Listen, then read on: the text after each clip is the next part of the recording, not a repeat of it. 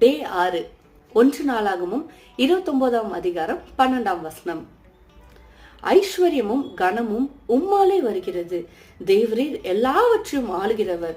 உம்முடைய கரத்திலே சத்துவமும் வல்லமையும் உண்டு.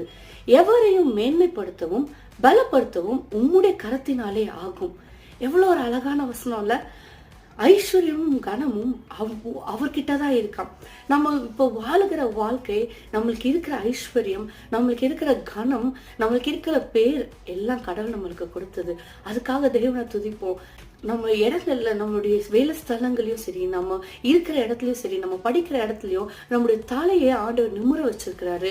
எங்கெல்லாம் நம்ம டிசப்பாயிண்ட் ஆயிட்டு நிற்கிறோமோ, நம்ம எங்கேயோ ஒரு இடத்துல கூனி குறுகி நிற்கிறோமோ, அந்த இடத்துல தவறாம கண்டிப்பா கடவுள் நம்ம தலையை உயர்த்தி வைப்பாரு. உயர்த்தி நிறைய இடத்துல நம்மளை வச்சிருப்பாரு. அதெல்லாம் எண்ணி அவரை துதியுங்க.